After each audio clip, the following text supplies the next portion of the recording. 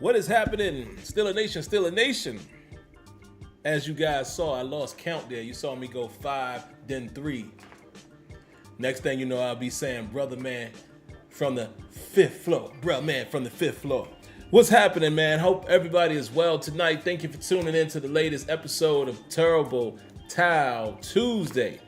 I am your host, SimFBallCritic. You know what? I just realized I'm going to start saying it out because some people have asked, is it SimFBallCritic or SimFootballCritic? So, I can't assume everybody understands. The F-ball is just short for football. So, it is SimFootballCritic written out as SimFBallCritic. Yeah, But what up? Thank you for tuning in to the latest episode. Appreciate that, man. Brought to you by the Still Basement, a.k.a. the virtual shore, as you see behind me. But what's going on, folks? And speaking of that, I do see that now even EA Sports has gotten on track, and they've added the name Acrisure Stadium into the game. So, this picture, of course, was taken when it was still our beloved Heinz Field. But how's everybody doing? I hope everybody is well. We're going to get right into it. Let me cut on my timer. Boom, there we are. Let's get right into it. First and foremost, y'all know what we're going to do. We're going to say hello to the early commenters before anything else. So let's start off with that. Hello, Jared Devil, Big Dog, my man, Ron Simpson Gaming. What's going on, buddy?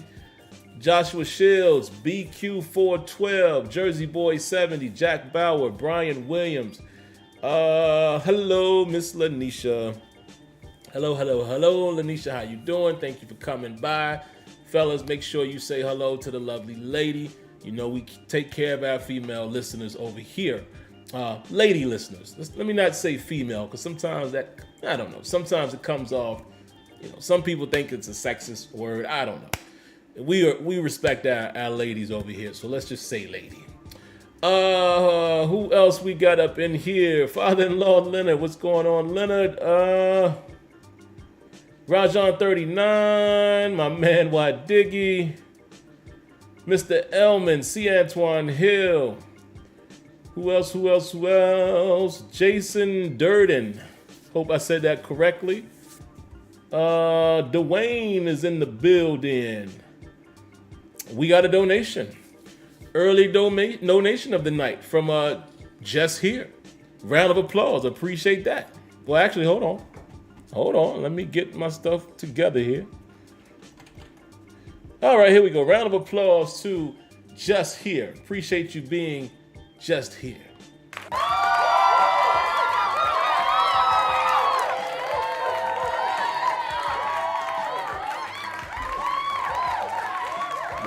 Yes. Somebody said enjoy your day, Joshua. Is it Joshua's birthday? It's coming up. That's right. It's coming up on the weekend. Yeah, I hope so. I hope the Steelers can give you a wonderful birthday gift. My man Big Dro says, I'm a big-time Tomlin fan. Okay. Hello, Miss Sade in the building, guys. Make sure y'all say hello to the lovely lady. Make sure you do that. And Brandon Yancey. We will end with that. Let's get right into it. So again, man, y'all know how this show usually goes. I'm going to try to be faster with my, rhetoric, if you will, to allow a little more time for phone calls. We try to stay within the time. As you see there right now, we're at 57 minutes, roughly, a little bit over. And let's get in and get out. You all right? So if I'm going to ask you guys to be quick with the phone calls, I have to be quick with everything else, right?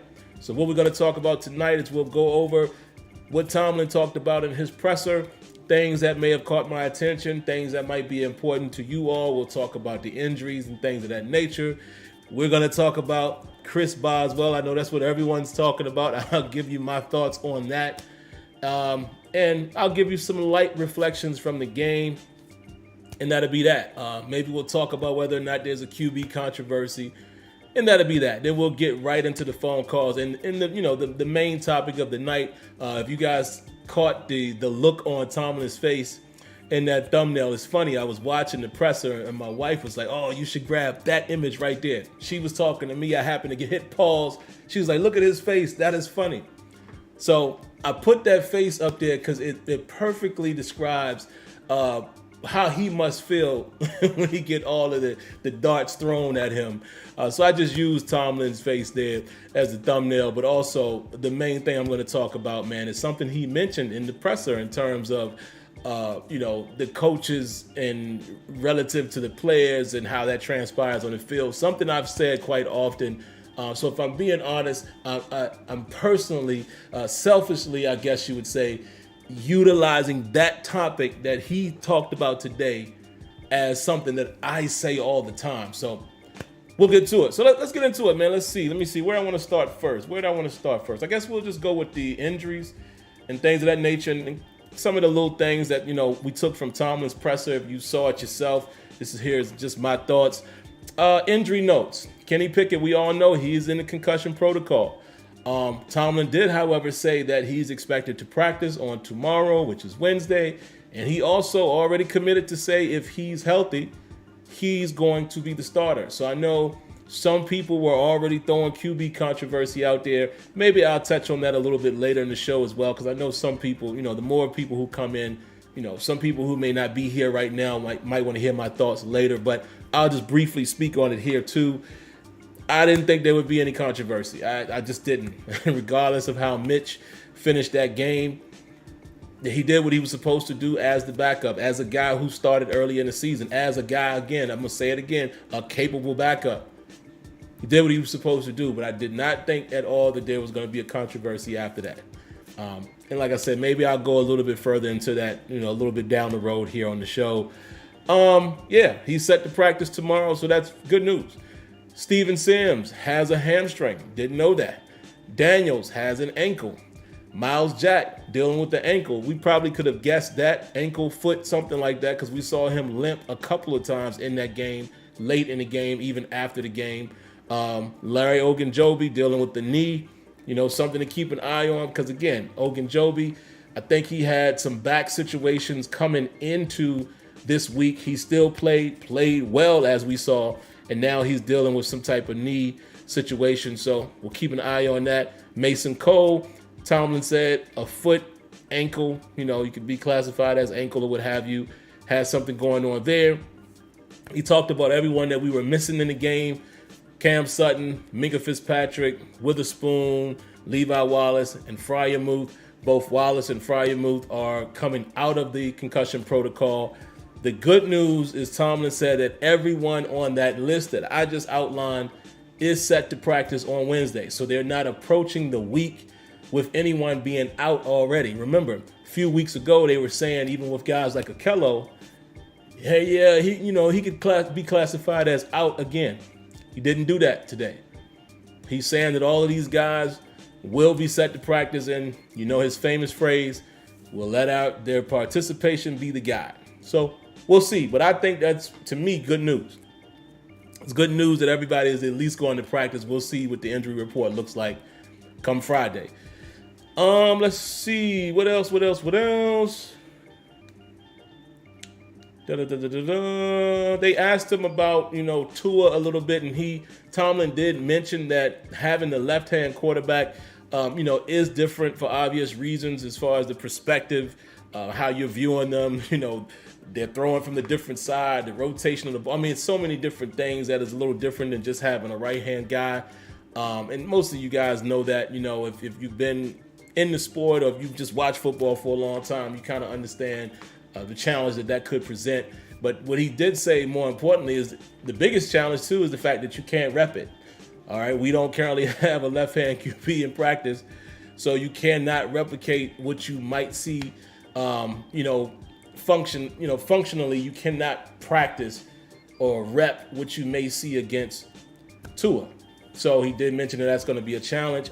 Here's me just adding my 2 cents on the Tua situation.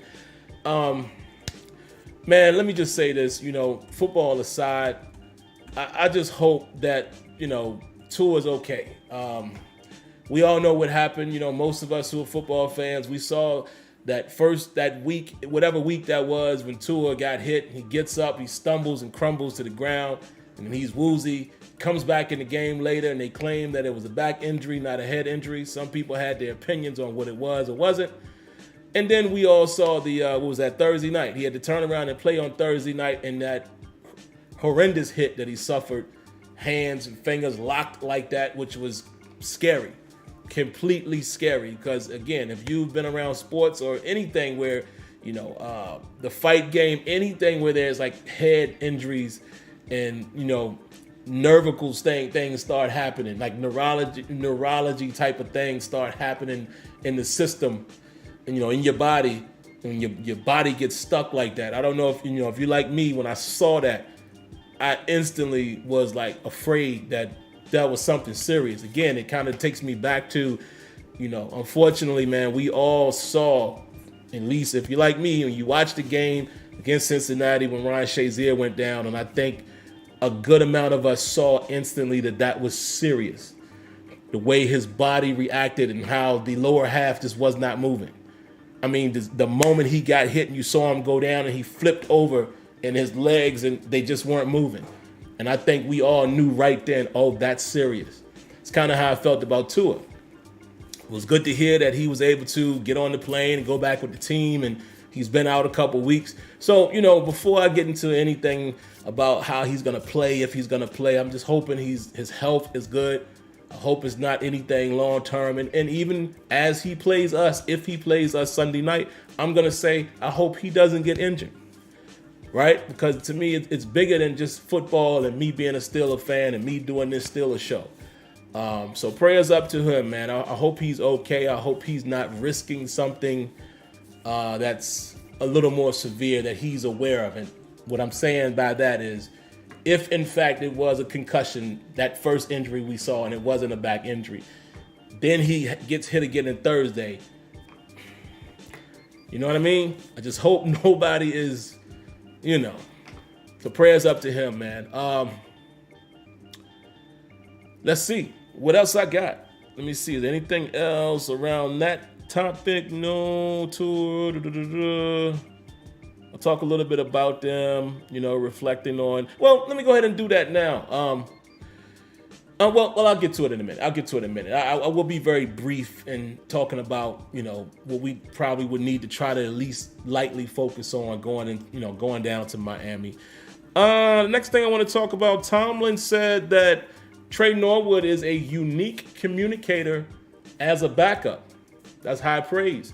We heard last year how Trey Norwood was kind of on that moving train pretty fast, and why they were comfortable using him in dime situations as a backup because of how fast he was picking things up. Tomlin says it again.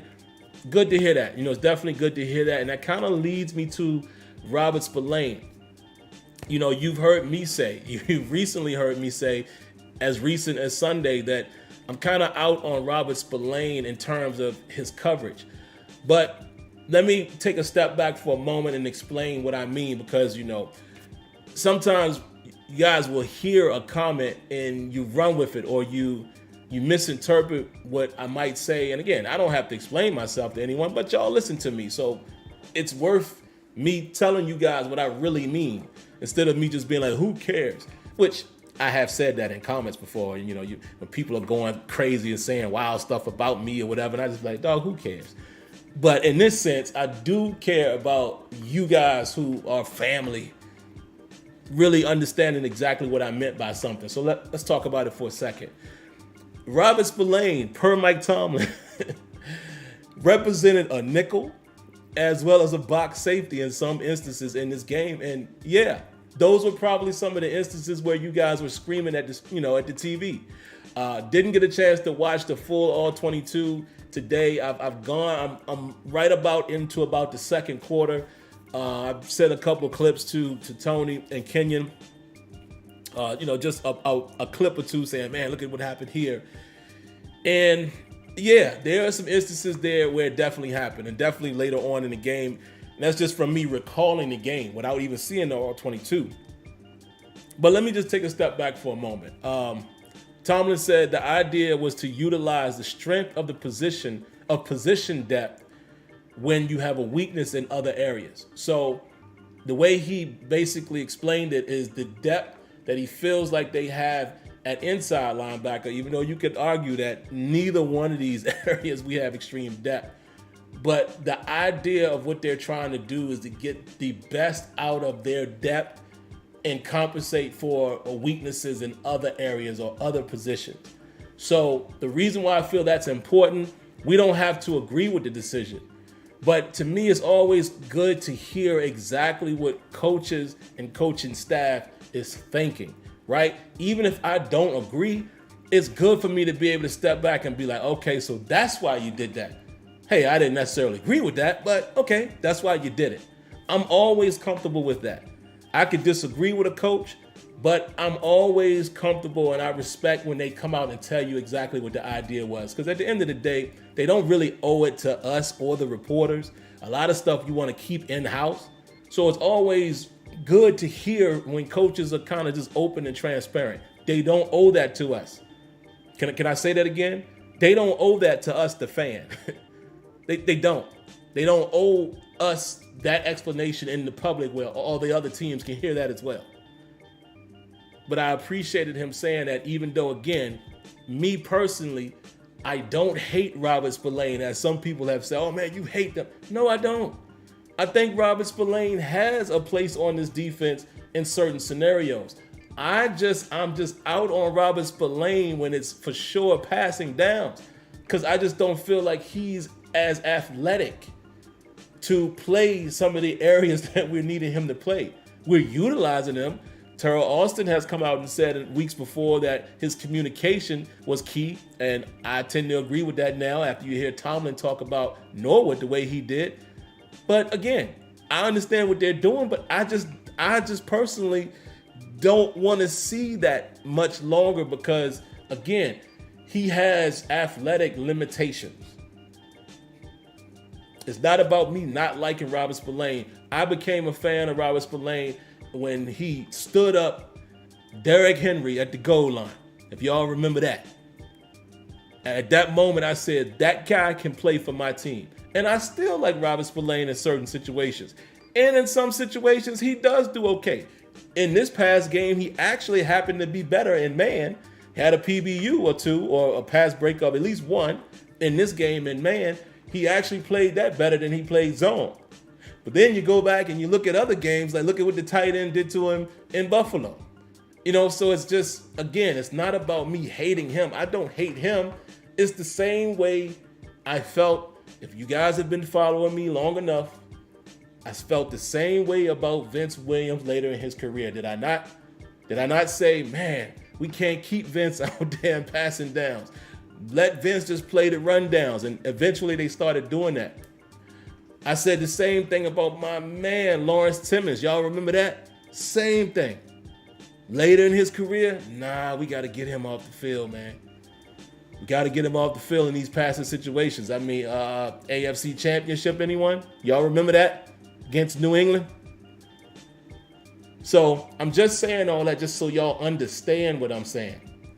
If you take it your way and you perceive it, that's on you.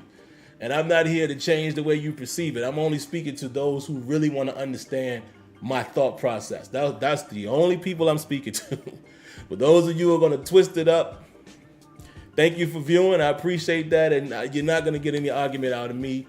I just feel like I owe it to you guys who are really rocking, so y'all understand where I'm coming from, you know? So there you go. So yeah, Robert Spillane, man, listen, a lot of heart, you know, tough guy.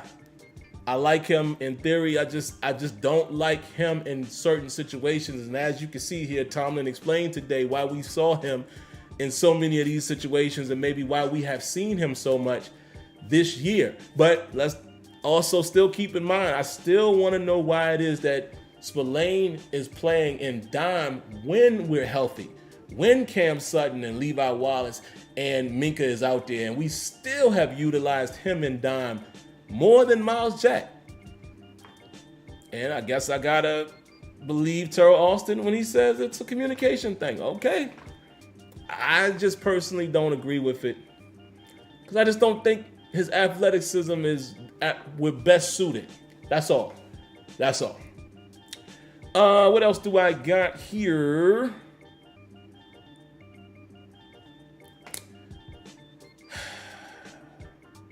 Let's talk about it.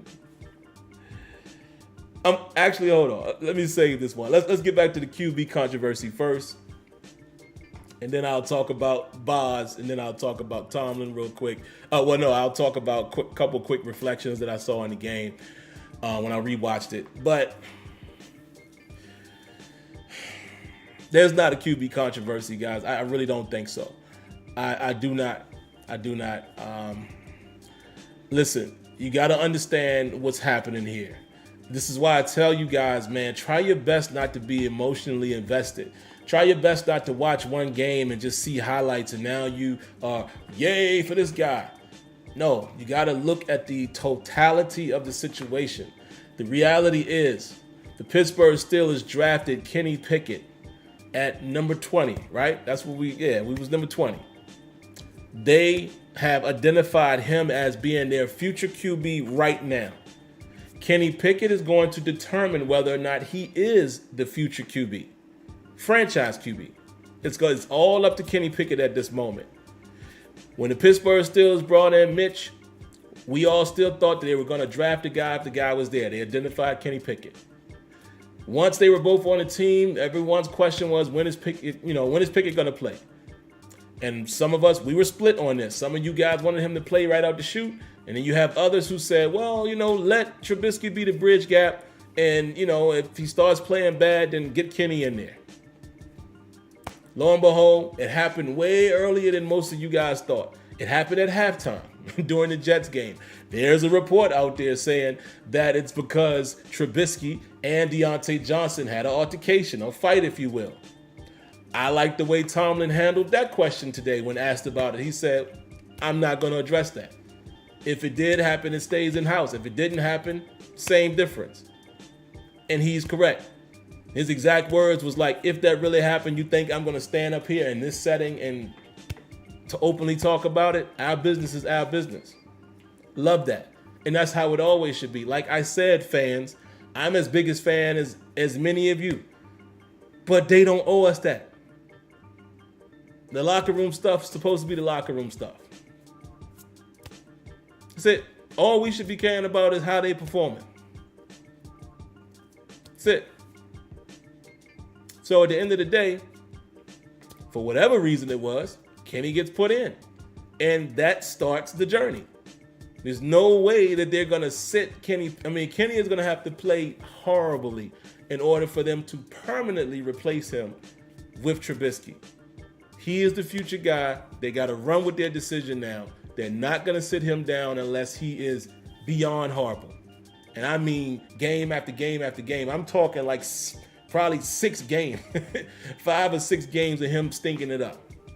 Other than that, you're looking at the would-be future QB, franchise QB for the Steelers.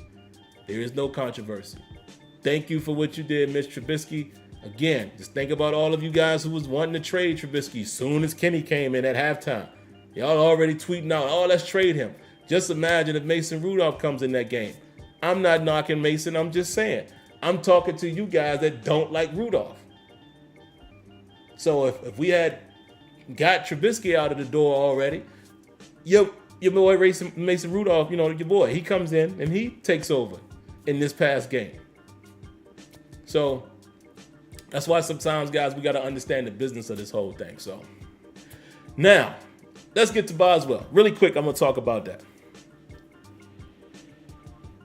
So by now, most of you guys have seen that there's video showing, behind the scenes and in the locker room as the guys are leaving the field or going to the locker room, in the tunnel, I guess, if you will, right?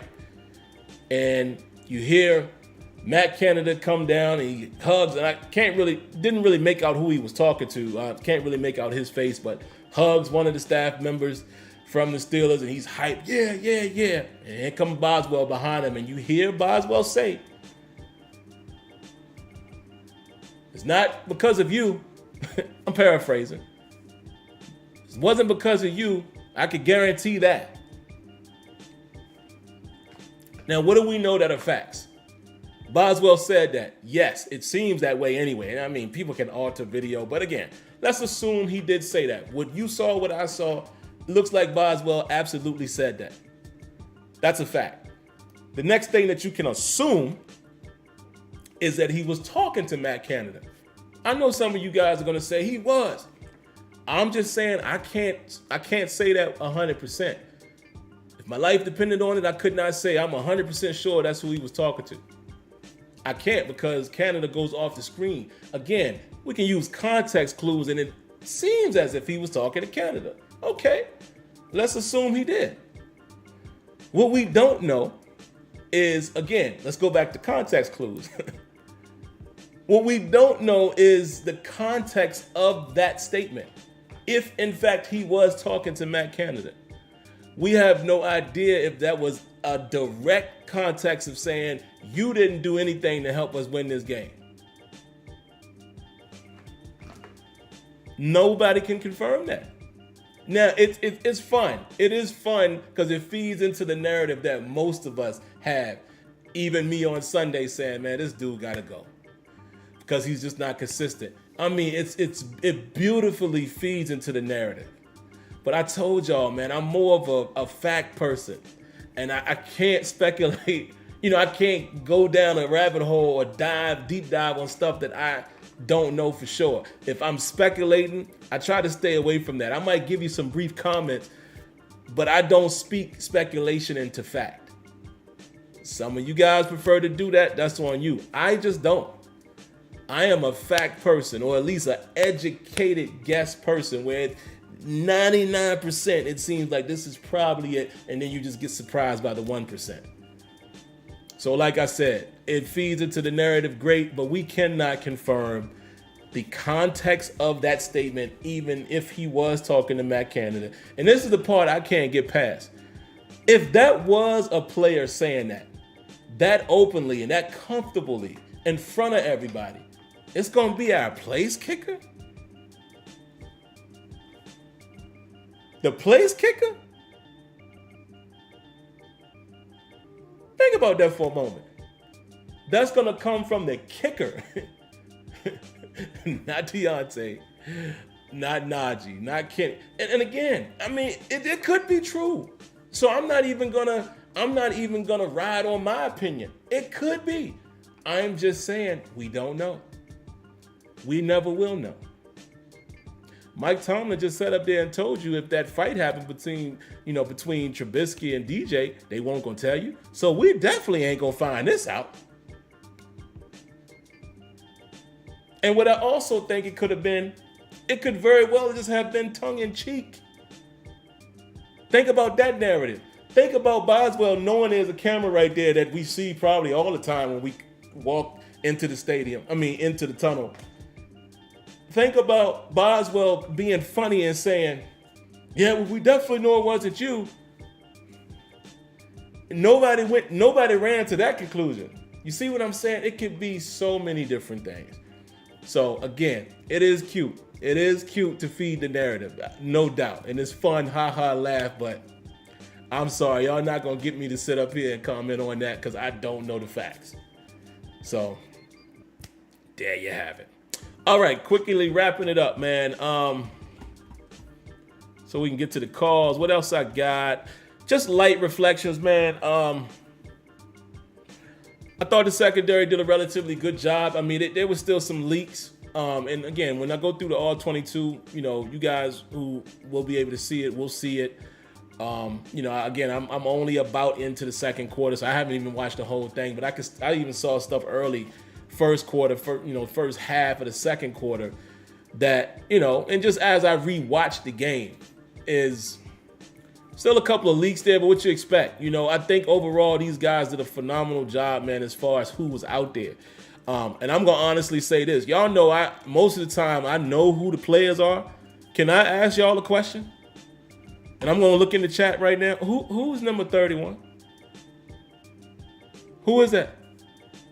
Even when you look at the Steelers.com, right? When you look on the website, there's no number 31. It used to be Justin Lane. Who's 31? He was out there. It looked like he was playing corner. Who is that? Josh Jackson is 16. Isaiah Riley is 37. Trey Norwood is 21. Who is number 31? Does anybody know who that is? I couldn't find him on the Steelers website. And like I said, usually I know all the players, at least by name, even if I don't know nothing about them. I have no idea who this kid is. The last 31 that I remember seeing, we all know, was Justin Lane. And it was not Justin Lane. Yeah, who's Wilson? Who is that? Or Dawson. Somebody said it might have been Dawson. See? It might have been Duke Dawson. But who's Wilson? Who's the Wilson kid's name? I missed that one. Can y'all give me his full name? I missed that one. 007 said Donnie Shell. Kenya said, isn't that Wilson? What's his first name? Somebody said Cockrell. Russell Wilson, come on, man. Quincy, is that his real name or y'all playing around? Is it Quincy? Okay, Quincy. See, I missed that. I missed that signing, so my bad. But yeah, just to feed into the point, he was out there playing. you see? So considering who we had on the field, bravo job by the secondary for the most part. There's still situations I see in our defense I just don't all the way agree with philosophy-wise. I will say this, though. As you look at the film, I saw a lot of things that Terrell Austin and I guess Tomlin as well was throwing out there, man, as far as disguises. And oftentimes, man, it's not always that a play doesn't work. It's a lot of times it is definitely execution. Yeah, there's been times when we've gotten caught with certain guys on certain guys. I get it. But when you look at it play for play like that from that above, the sky view, and you can really see what's happening and you really diagnose it, we are a lot of times throwing different looks out there. So it comes down to execution, and definitely coaches, in my opinion, are responsible for situational play calling. But I've always said those two things marry. Speaking of that, let's get to the main thing I wanted to hit on tonight, man. You saw what my title said, that Tomlin kind of outlined that player to coach relationship. I'm not going to read the entire quote. You can go watch the interview to hear it yourself, the conference from the day. But he basically said, coaching is really, he said, it's not about always what the coaches know. He says, coaching is about what they can convey to players and what the players can recall the moment before the ball snaps. And, he went on to say a little more about it. But the meat of it was, look, man, and he said these exact words, I think sometimes the whole coaching thing is overblown. And he was like, a lot of times it literally comes down to what the coaches can convey to the player and what the players can recall the moment the ball snaps, i.e. meaning what did they retain, i.e. meaning how do they carry out the task once that ball snaps. Now, we're not going to absolve the coaches, right? Again, like I said, where I judge coaches is situational things. And for instance, times when we see us playing nickel on the 2-yard line. I don't like that. I don't like that. And again, teams pass out of that. Teams come out in 11 personnel. And the reason why teams do that is because they think you're going to match them wit for wit, right? Offensive coordinator is like, let's put 11 out there and make them take another guy off the field, make them go sub, where traditionally you're not going to have as much of the quote-unquote run stopper out there, right? And then they run it at you. That's the cat and mouse game. Me personally, I feel like in those situations, those are the times, if there's ever a time where we get one of our linebackers caught in coverage on a slot slot receiver, I'd rather it be on the 2-yard line, because at least you're telling me we're going to go with beef, and if they catch us in the pass game, it is what it is, but we're not going to give them a quote-unquote lighter box by going sub from the 2-yard line. To me, that's where I look at the coaches and be like, why we keep doing that? But in terms of how the play turns out, in most cases, you also got to put it on the players. How did they execute it? A lot of those times when we be out there, we look at the replay and it shows that guys were lost and dudes pointing at each other. To me, that ain't on the coaches. So I just wanted to highlight that, man. I really, really agree with that statement that he said, because you guys have always heard me say that. I don't know, man. Sometimes I think we're too hard on the coaches, and then other times I think we're too light on the player. You know what I mean? So take that for what you will. And here's an interesting thing too, man. Terrell Austin or Tomlin, because they both in the defense, they seem to like that zone blitz a lot too, man.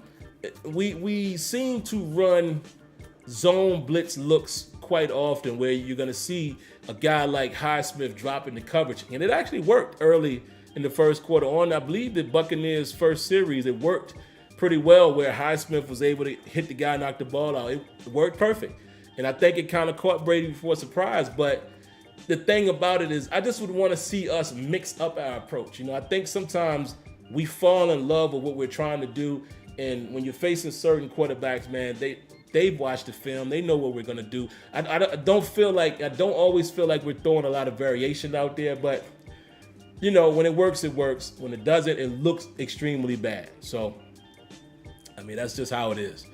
But all right, man, that's all I got in terms of my stuff. And look, I still ended up running my yapper for a long time. We got about 25 minutes left. Let's see if we can get some phone calls in. One other thing I will say is it looks like two things real quick. The Steelers also are still putting 4-3 looks out there a lot. I saw that a really decent amount of times in the first quarter and a half, where we ran a traditional 4-3 from what it looked like to me personnel-wise. And yeah, and we've been doing that, but I'm just letting y'all know that we are throwing that out there from time to time as well. And one other thing, I'm seeing some plays.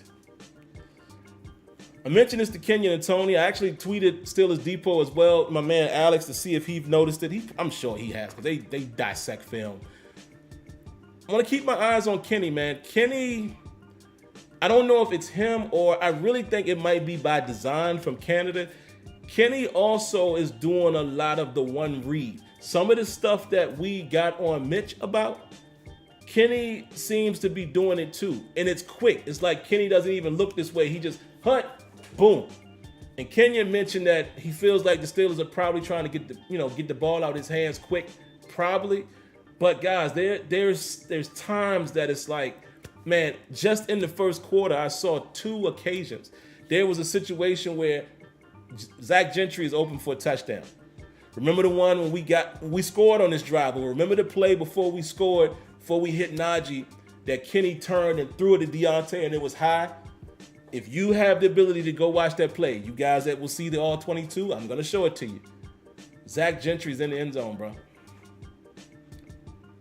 Kenny can make the throw and get it to him. It's a touchdown if he catches it. There's another play later on in the quarter where it's off man coverage, right? Man on man. Corner is giving George Pickens about 9 yards. Kenny never looks that way. Instead, he goes to Deontay Johnson. But I'm like, these are those moments when we need him to do the quick bend throw. The hut, boom. Aaron Rodgers does that. A lot of quarterbacks do that. Pickens going to give you at least 6 or 7. That's almost a guaranteed 6 or 7 yards. And imagine if he makes the man miss. Or if he stiff arms him. It's probably a first down. So it's little stuff like that I'm noticing, like, dang, it seems like he's going to a target relatively fast. So again, the question is going to become, is it him or is it play design? Looks like it might be play design, because we've also seen moments where Kenny has gone through progression. So it's just something for me to keep an eye on, man, as we still analyze Mr. Canada. But all right, man, let me get into the phone calls. Right now we have 3. Let's make them quick. Excuse me. Let's get to it. First one in the queue, area code 443. What you got for us? What's good, Sam? Hey, man. First of all, I appreciate you taking the call. Second of all, I appreciate you always explaining yourself, man, when you're breaking down stuff. But the explanation you gave to Robert Spillane, no disrespect to anybody in the chat, but you didn't have to do that, man. Everybody that rocked with you, like you said at the end, should already know what your stance is and when you say certain things. So appreciate you saying it, but you didn't have to say that, man. But to stay on Spillane, he's not it. I mean, it's not, you don't gotta apologize by saying that. Everybody that knows football and watch football knows Spillane is not it, man. And that just shows a lack of depth with the Steelers roster. So that's why he's in there as far as communication with TA said. But that just shows a lack of depth with the Steelers roster. Secondly, thanks for talking about Canada on your last call. and bringing him into the office real quick because he deserved to come into the office. Canada is not it. We can clearly see Ben wasn't the problem. Canada is not it. Yep, there's a lot of people in the NFL that run Canada's offense, but he can't. And got to do with personnel at times. Yeah, at times it does, but you can tell when a coach can coach and when a coach can't. And you play football, so you know exactly what I'm talking about. The other thing is Dawson's not the guy we thought he was. Unfortunately, had high hopes for him, but he's not the guy that he thought he was, that we thought he was. And last thing, real quick, Claypool being in the slot. I know that you and Kenyon mentioned that before the season started. I never thought that was a good idea because Claypool never been in the slot. And to be in the slot, you got to be able to run routes. And what Claypool don't do? You don't run routes well. We all knew that. And you got to be smart in the slot. Lastly, our wide receivers got to block, man. They got to get toughness. They can't be watching plays after the catch like I've seen Claypool do in the middle of the field multiple times. Got to get tough, man. Got to block. Now, I ain't talking about Hines Ward block because Hines Ward is gone. I'm talking about the Steelers of now, but they got to have toughness and block, man. Thanks for taking my call. Man, appreciate the call. You had a lot there. Let me see what I want to hit on. Definitely, the first part. Yeah, I try to just always make sure I'm clear on things. And you're right. I don't have to explain it. That's why I said I'm only talking to the people who, you know what I mean? I ain't explaining myself to them others. Let's hit on Claypool. In theory, I definitely get what you're saying. Think about Juju Smith-Schuster, right? Juju was more of the more savvy slot, bigger guy, if you will, too. Not bigger than Claypool. I'm just saying, Juju was bigger than your more, he's bigger than the traditional slot. He could run routes. He was smart. He was crafty. Claypool don't quite have that. The only problem is, though, right now, looking at the Steelers roster, if we don't put him in the slot, we take him off the field. Reason why I say that, George Pickens, could you teach him to play slot? Perhaps. I'd rather keep him outside. For one, his blocking. For two, you already see that this dude, he's an X receiver. We playing him at Z because we got Deontay, but come on. We need Pickens getting them one-on-ones on the outside. And you see already the type of, what he's doing. And then there comes Deontay. Deontay, again, because he's able to win one-on-one, the best route runner on the team right now. You can utilize him in the slot, but, a lot of times you want to try to get that matchup on the outside, one-on-one. It could work, though. You could put him in the slot, and you got Claypool and Pickens on the outside. That would be interesting. But if not, you're going to have to take Claypool off the field to put a Sims in there, to put Austin in there. So, a little tricky there. But I definitely understand what you're saying. But I think, I do still like Claypool in the slot just because of his size, even if it is just over the middle, over routes, digs, whatever, pivot. I'll take that. Because, And again, look at how Claypool showed up in this game. We can utilize him in the slot the same way we did in this past game, and it will work. But thanks for your call. We got 4 more calls in the queue, man. Let's get it in. I was a little long there. 443 was a little long there, so let's condense it a little bit. Area 318, what you got for us? Whoa, excuse me. Whoa, what's up, Mark? What's going on? Oh, nothing, man. Shoot. First, I want to show love to both teams. They went out there, played hard. We just came out the winners. But everybody talks about, how Tomlin got the team right. I understand that. But the reason we won was because of pigeons. But nah. But nah. But people talk about Brady was all off and all that. He went to a wedding and all that. I understand. But we got to give credit to that D-line. They made things easy for our cornerbacks. They look like how they were supposed to look. I thought T.J. Watt was out there. But nah, it's just, I'm just glad that I just feel like Tomlin, he put his foot down. You could tell he had his name in the defense. Offense, I don't know, Canada, man. God, you can tell who called plays. That's all I'm gonna say. But that's all I got on. Just y'all have a good night. Appreciate you taking the call. Man, thanks for the call, man. That's a great one. I love the Pigeons comment. Yeah, they was all over the field later in the game, right? You know what? I want to speak real quick about what you said about Brady, man. It's funny, right? You watch the media, and you know, if you watch Get Up or First Take or whatever, everybody was honed in on, oh man, because he went to the wedding and he missed it. Okay, I'm sure that has an effect, but how about just give credit to the Steelers? And I'm not saying that because I'm a Steelers fan, but how come it's always an excuse? It's always an excuse when, oh, this team should have won and this is why they lost. No, they lost because the other team played ball. I get the whole thing about, you know, Brady not being there, but we're talking about Tom Brady. We're talking about the dude who has more rings and, come on. You mean to tell me that he can't go to a wedding and not fly with a team? And stop, man. Stop. Give the Steelers some credit. And like my man said, that D-line was playing. Again, I mentioned it in the preview show. I ain't the only one that noticed. This is obvious. But like I said, you get pressure up the middle, that's what's going to happen. Brady don't move no more. Get pressure up the middle. You hit him a couple times. Yeah, things are going to be a little different. And that's what happened on Sunday. Plain and simple. Thanks for the call, man. Let's get to the next one. Area code 505. What you got for us? How's it going, Sim? Can you hear me? Yes, sir. What's going on? All right, man. Cool. So I got a few things. So outside of this week's game, it finally looks like Chase Claypool is not in his own head, because in the other games it just kind of looked like he was just overthinking his role and just playing receiver. Another thing, I've been seeing fans talk about how they want Mitch in there over Kenny Pickett, but I want y'all to also remember the only reason why Mitch played well late in that game was because he has nothing to lose now.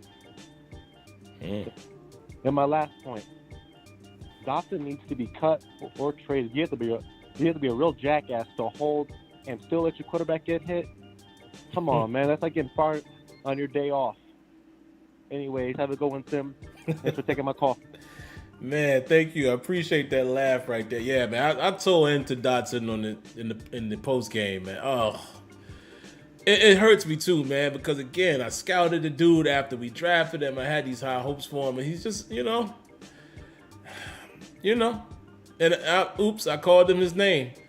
You know, he's just that guy, left guard. But yeah, appreciate your call, man. A lot of great points. I don't disagree with anything. But the left guard one is the one I want to hone in on. Yeah, we got to do something, man. We just really do. And yeah, the Kenny Pickett thing. Look, it's recency bias, man, and it's funny. And I don't even get mad. I mean, like I said, the average fan, again, this is not a disrespectful term. They're highlight watchers. You know, if a play goes well, this person is the greatest. If it goes bad, they're the worst. And that's why you always hear that back and forth like that. So, you know. Next up, area code 330. What you got for us? Yo, what up, Sam? What's wrong? How you been? Good. What's going on, man?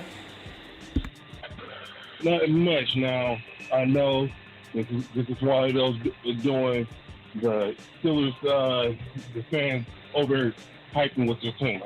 I'm trying not to be realist right now. But how do you feel about Pittsburgh going after Jackson from the 49ers, who used to be with the Cincinnati Bengals? He wants out. We need a good corner. You think that we can make it happen? You said William Jackson? Yeah, I think that's what his name is. Corner from he's with the Commanders, right? Yeah. Yeah. I heard about that. I'm not opposed to it. The only thing I would say though is if we do that, it might be a Joe Hayden situation, meaning, you know, I didn't know he was that old. He's 29. And that ain't old, but in corner terms, if we trade for him, we got to honor his contract. So he's under contract for what, another 2 or 3 years? We're talking about him being 31, 32. So, I mean, if it makes sense monetarily, I'll take him. I haven't really kept up with his career since he's been outside of Cincinnati, so I don't know how good or bad he might be right now. But, yeah, if it makes sense. But we got to be careful because that's a more of an aging cornerback. Right. I thought that they would have made a big-time push in the postseason this last season to grab a stud, but I'm gonna have faith in my team and know that they're gonna get the sales pointed in the right direction. Yeah, man, I hope so, man. I really think they will. And Daron, man, good to hear from you. I know I hadn't heard from you in a while, man. So it's good to see you. Good to hear from you. I always remember that 330.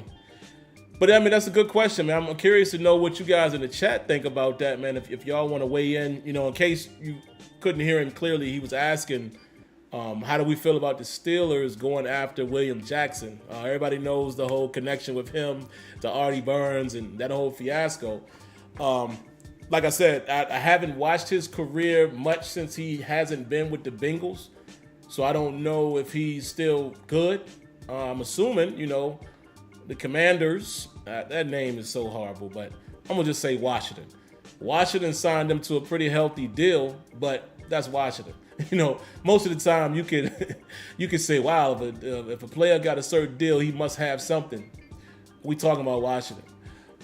No disrespect, but have we heard much from Landon Collins since they took on that? No. So, yeah. But, yeah. Somebody says, just asking because we need help. Okay. Yeah, I'm just curious to know what you guys think about that. But let's go ahead and get to the final caller, who is area code 951. What you got for us? Hey, what's up, Sam? This is Pittsburgh out of Cali. Thanks for taking my call. Yes, sir. What you got for us? So just had a comment, man. I'm kind of excited, man. I know a lot of people keep asking about Calvin Austin. Is he going to be activated or not? I know he's a rookie. He hasn't showed us much or anything really in preseason, to be honest. But it seems like with what the Steelers got going on right now with their receivers, Chase Claypool, Deontay, and Pickens are all kind of different types. And I think if the coordinator can be a little creative with that offense, and you throw in some different route trees, you got to force the defense to either respect Calvin Austin's speed, which will open up things for everybody else, or they don't really pay no attention to him, and he burns people every which way. So just excited to see him get back on the field, man. I hope it's soon, and that's all I got. Thanks for taking my call.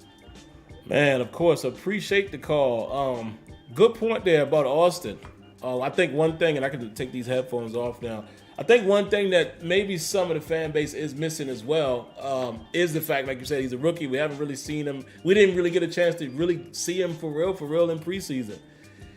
With our receiver dynamic now and how they've been playing, we're 2-4. So some people will say, have we really been playing? But, kind of seeing the dynamic that they have, they're all different. Oops, I just knocked over the mic. They're all different. It does make you wonder where Austin fits. Like, what scares me about it is Canada going to use Austin as the gadget, right? Is Austin going to automatically be the Ray McLeod now early because he hasn't been in the fold? Not saying I'm opposed to him running jet sweeps and things like that, but I just don't want it to be where, the other team's like, here comes 19. We know what's coming. I would love to see them, mix him in. Even if you bring him in, put him on the outside and let him run a fly pattern, just enough to make the defense have to respect it. Like, don't ease him in with the, let's do a touch pass. Let's do a, jet sweep. I know Canada's not going away from those, so if you want to give it to him here and there, cool. But yeah, that definitely poses a good question, a good train of thought of what is he gonna, what are they gonna do with him? Because again, I know a lot of people just want to see him on the field, as do I. But Claypool, Johnson, Pickens all have a certain role that they're playing. Like you said, they're different. And, you know, where do we put Austin in the mix? What I would like to see happen is, you know, I've noticed some scenarios where Boykin is out there, right? I've seen some situations where it was Boykin and who was it? Gunner. We've had situations in game where Boykin and Gunner were your two receivers, and we were running like an I formation. So the reason why I bring up Boykin is I would like to see Canada then start to continue to rotate receivers here and there so the defense can't get a grasp on what we're doing. And they can't just identify, oh, Austin's in the game, we know it's coming. Not if you keep rotating. So we'll see. I definitely think he does. I definitely think he adds to it for sure. Gabe says, need that streaming mic, Sim. It clips on the side of the desk. Well, let me show you something. Let me, y'all want me to be real with y'all tonight? Let me show y'all something. Y'all see this? This also used to clip on to, let me see if I can pull this out. Yeah, who y'all know realer than me, man? Look. All right, this is my mic arm. The mic used to sit just like that, but guess what? This piece broke. And guess what your boy didn't do? I haven't replaced it yet. So right now, I have the mic literally sitting in front of me, and because of that, every now and then, bloop, I knock it over. Now, excuse the noise, but I'm gonna fold the mic arm back down. There you go. And that's just the real of it. I told y'all, I hate talking about myself, but I can talk about myself in that regard. Who realer than me, dog? I'm gonna show y'all the truth. I'm just saying. Forget all these fancy cameras and all that. I show y'all that I'm still regular, like everybody else. Like, it's still working. I'll get the piece whenever I get the piece. You know what I mean? So, yeah. But appreciate you putting me on blast right there, Gabe. Love it. I love it. All right, man. I don't really have much more, so we'll spend these last 4 minutes or so in the chat, man. Y'all throw it at me. What y'all got? I will reply to some of your comments. Virgin D. I'm gonna say Virgin D. And Virgin D, can you please tell me if I'm pronouncing this wrong? If this is some type of abbreviation and I'm just not getting it, there we go. There go the trolls. Hold on, let me get them. If I'm just not getting that name right, please let me know. There go another one. Okay, I got it. But virginity. Is it virginity? Is that what it is? But he says Hasenschnauzer at left guard. Wow. That's not how you JC Hasenauer is who I think you're trying to say. That ain't how you say his name, but I got you. He says at left guard would be a disaster, worse than Green. Wow, really? Really? Okay, so you think JC would be worse than Green at guard? I don't know if I agree with that. Only because Virgin E. Okay, got you. Yeah, I don't know if I agree with that, only because Kendrick Green was so bad, man. It was just, yeah. Kev's so fun. Yeah, I'm gonna watch a little NBA tonight. Absolutely, I'm gonna watch. I think the Lakers play tonight, right? The Lakers and the Warriors playing tonight. My boys playing right now. I don't know how they looking. You know, my guys, my Sixers is playing Celtics right now. I don't get gassed over the first game. You know, and whether the Sixers win or lose tonight, I am not tripping. Basketball is a super long season. I wish we had that comfort with football, where we could say, I ain't worrying about that game. But yeah, I think the Lake Show is playing. Is it the Warriors tonight or somebody? I don't know. But I think the Lakers are playing tonight, or it might be Wednesday. Yeah, they are playing the Warriors. Okay, yes, I'm gonna watch that. Why not? Definitely gonna watch that. 45-43 Philly. All right. You know, even though, the Celtics are kind of like our arch nemesis, man. They got some dogs over there. I like Tatum a lot, man. I really do. All right, let's get off of basketball for a second. Anything else, y'all? I mean, throw some more stuff at me, man. Steeler related. We got another couple minutes in here. We did good tonight, man. We did real good tonight in terms of time. It's only 8:30. So I'm going to be out of here a little soon. Mr. ABS says, Peace, Sim. I think the Spillane usage was more about number of bodies available, depth versus quality of player being used, with most of our experienced safeties hurt. Rob simply was the most versatile. No. Not at all, Mr. ABS. I don't agree, and I wasn't talking specifically about this game. This past game against the Bucs. I'm also saying, just as a whole, since the season has started, Spillane has played in the dime more than Bush and Miles Jack. And when we were healthy. And, maybe what you're saying is also the safety depth still isn't that great. But I'm just saying, bro, when we are healthy and we have Norwood and all of them dudes coming off the bench and Norwood coming in for dime, it was Spillane who has had more dime reps. And I just not a fan. I'm just not a fan of him at all. I'm just not.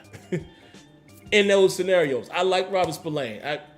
As a rotational piece against the run, yeah, I'll keep a guy like Robert Spillane.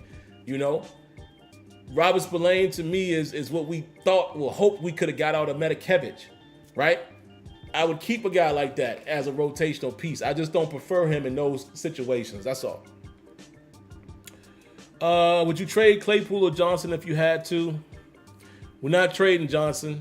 I think if a scenario came up and they were wanting to trade one of the receivers, time to go. Let me go ahead and cut that off. I'll get a few more minutes. I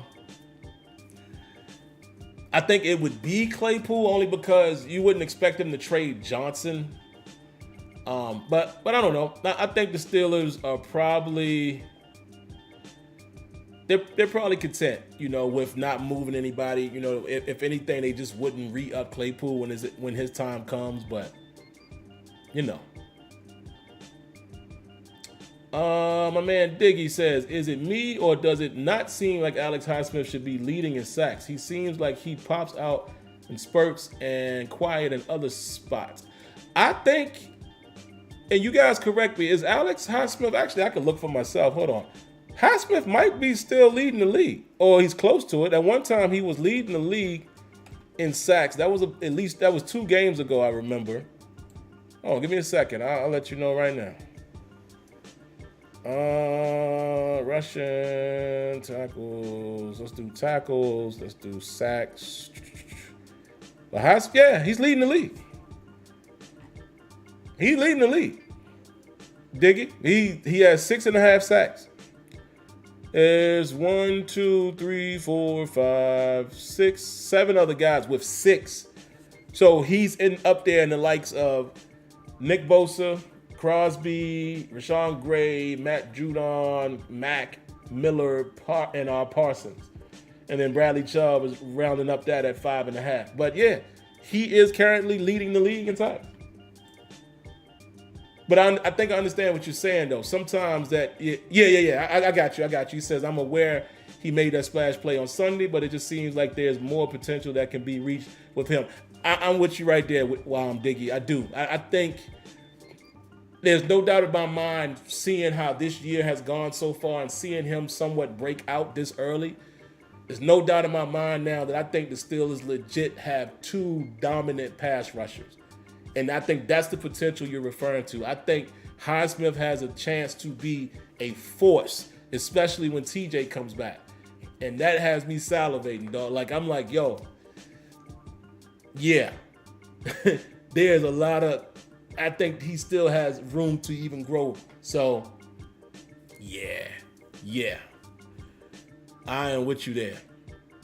Uh-oh, the real deal says, bro, what? What happened? What happened? What happened?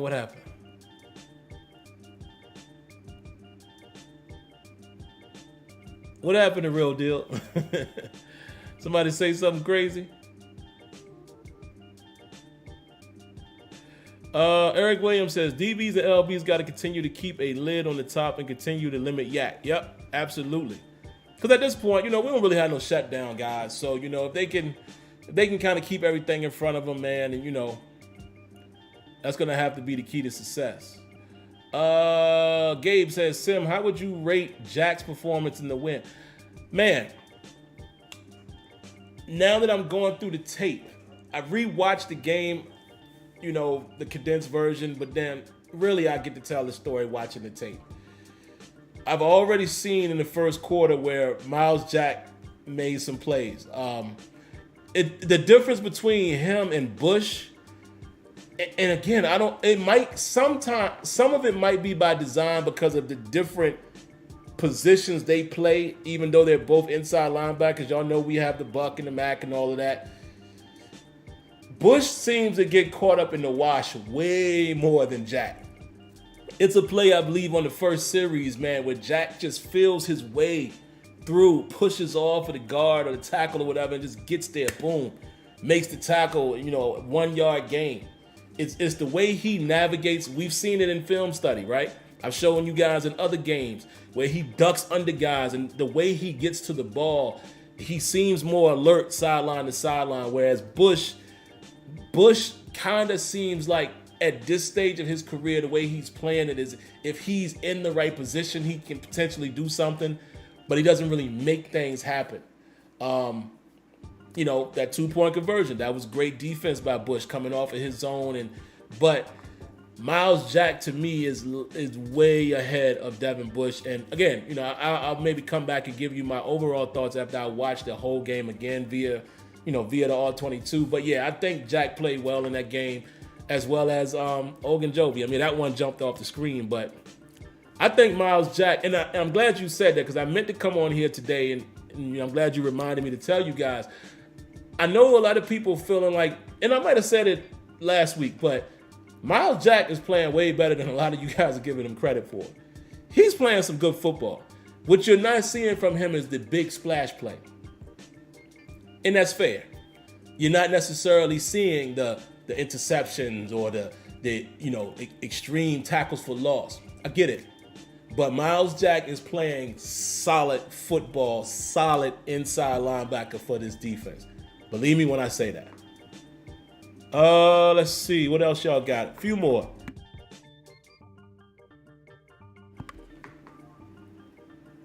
Oh, y'all talking about Hasenauer being a smaller guy?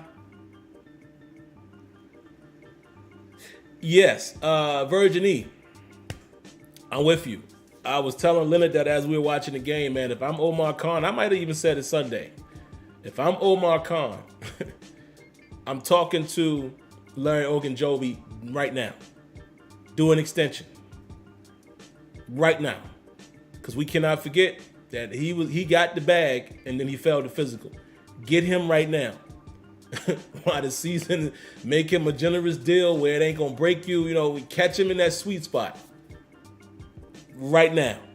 I need him to come back because he's gonna help hold it down for a few years while we develop the young talent. Because again, in a few years, Cam is on his way out. Who knows? This could be Cam's last year. I'm just saying, it could be. Not wishing that on him. I'm just saying. Given his age, you just never know. We're at that point with Big Cam. And that's going to hurt my heart. But we at that point where Big Cam at any given time now could be his last year. So, yeah. let's get Larry O signed, bro. Definitely before he hits free agency. All right, give me one or two more, man. Eric Williams says, y'all think Tomlin is make the routine plays routinely before allowing for more risk in play calling? Okay. That's a good question.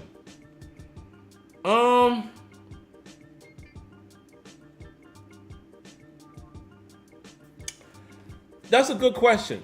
I do think he probably leans more to the make the routine plays routinely. Clearly that was the case, I think, Sunday, with not having all your personnel. But I do think that they're making some more riskier plays as well, right?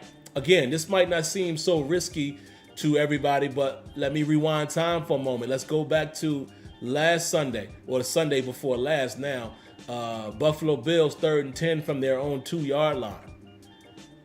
As I showed in the All-22, for you guys who didn't see it, Minka Fitzpatrick was the dime backer alongside Miles Jack.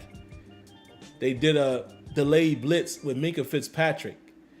Your safeties were Arthur Marlette and Trey Norwood. If that ain't risky, I don't know what is. And the risk right there was putting Minka up in the box and blitzing. And he got to Josh Allen. He was about a half second or so late, but Josh Allen is Josh Allen. And I already explained that coverage that they were running, where the safeties were doubling the number one receiver on both sides instead of getting depth. And what do you know? Off-man coverage by Levi Wallace. Davis is able to run the post, and Josh Allen was Josh Allen and threw that ball where it needed to be, and they scored a 98-yard touchdown. But to me, that was a risk. That wasn't your routine play, having Minka down there and doing a delayed blitz. No. So I think it's a combination of both, but I do believe, if I had to make my guess at it, that making the routine plays routinely is probably what he's doing, because that's what he preaches. So, yeah.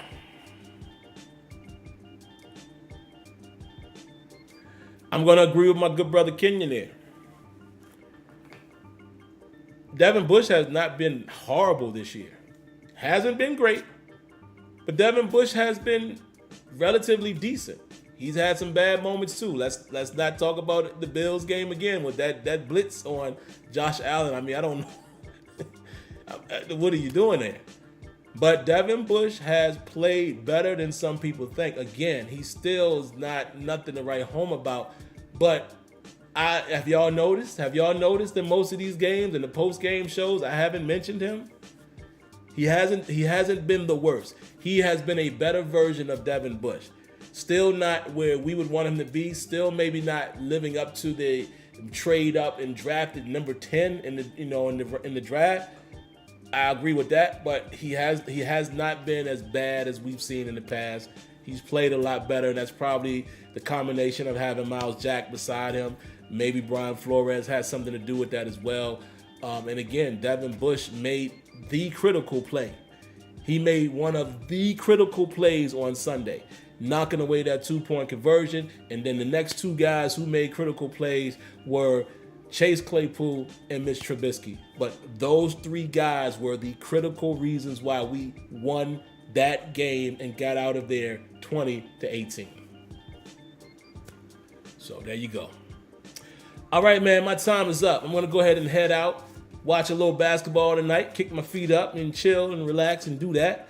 I definitely appreciate y'all like always, man. I love it. I always look forward to Tuesday, man, because not only do I get to talk to y'all, I get to actually hear from y'all, right? For you guys that call in, and I encourage, call more. And I'm going to put a challenge out there, man. I want to hear more from our lady listeners, man. You know, of course, we've had Debbie and Lanisha and Sade and Destiny and Odessa. We've had them on the show. But I want to hear from some of the other ladies that I know out there listening. I want to hear that. Give us a call. Let us hear you. Let us hear you talk, man. You know, so people can put their respect on y'all's name the way they should. And also, Debbie, shoot me an email, or Lanisha, whichever one of you guys want to orchestrate it. I know a lot of times they allow Debbie to do it because she does it so elegantly. Whenever y'all want to come on, man, you know, let's get a ladies still table going, or if y'all want to do a combination with the guys, just let me know. But I think it's about time for that. Yeah, let's get that going as well. But yeah, I encourage all of y'all, man, who just, you know, listen and chat. Don't be shy. Call in, even if it's nothing more than just saying, hey, how you doing? You know what I mean? But outside of that, I'm going to remind you, boom, if you haven't done these 3 things, you don't really love me. Hit the like button, subscribe to the channel, and turn on your notifications. How else would you know a video is streaming? Huh? How would you know? But outside of that, again, enjoy this week. We got them Dolphins coming up, and I'm going to just give y'all an early preview. We better be able to defend deep downfield. They got 2 Blazers. And the Dolphins have been playing good football. And it's in prime time. And it's in Miami. That's going to be quite the environment. But I'll catch y'all there, man. I'm going to try to squeeze out another preview show this week. Emphasis on try. If I don't, you'll hear from me following the game Sunday night. Stay well. God bless. Good night. And like always, thank you for tuning in to Terrible Towel Tuesday. Peace.